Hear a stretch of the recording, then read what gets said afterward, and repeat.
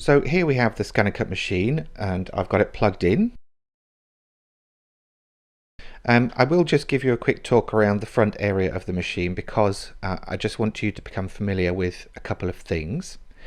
The first is the touchscreen itself. Obviously it has several levels that you can angle it at, so it's worth finding an angle that suits you. If you generally sit at a table and work, you might find one of the lower angles good to work with. And if you are doing that, just lift up the flap and pull it much closer to you, and then you get a much clearer view of the screen while you're working.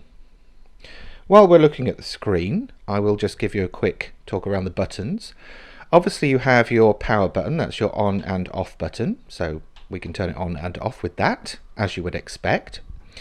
Whenever you turn it on, you do get this animated screen, and you can either tap on the screen or press the home button to get everything set and ready to start your cutting or designing.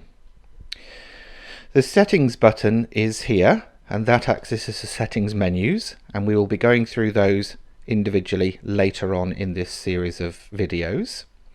To get back, you can just click OK, and then over on the right we have the load mat button, which loads and unloads your mat, and then the start stop button, and that will only illuminate green when everything is set up correctly, ready to do the task that you're asking the machine to do.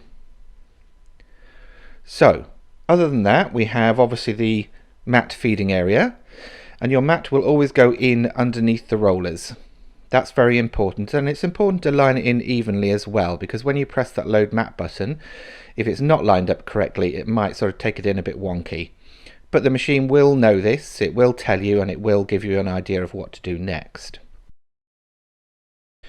This is your blade carriage. Now it's called blade carriage because normally you would put your blade in and lock it in position with the locking lever. However, it can also be used for the pen tool, the universal accessory tool, and embossing tools as well. So generally throughout the videos I'll be calling this the carriage. The locking lever just secures your tool in place.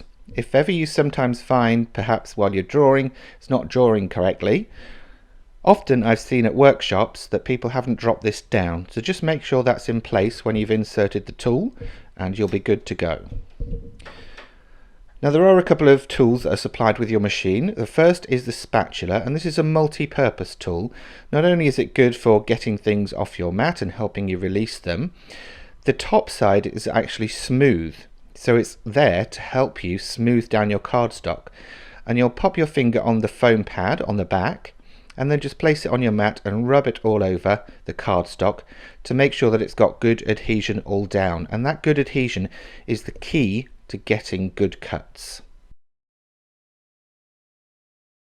And then of course we have the stylus, which is used for working with your screen.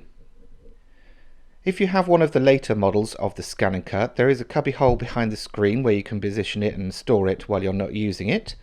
If not, do check out Canvas Workspace, because there is a project to create little tool holders to go on the sides of your machines, so it might be a great first project to have a go at. Either way, do keep this safe. If for any reason you do lose it, then generally any other fine tip tool will work, and even your finger. So that's a quick introduction to the CM machines. Do keep in mind this was recorded with a CM900 machine, so if you have a different model there may be some slight differences, but not so that you'd notice.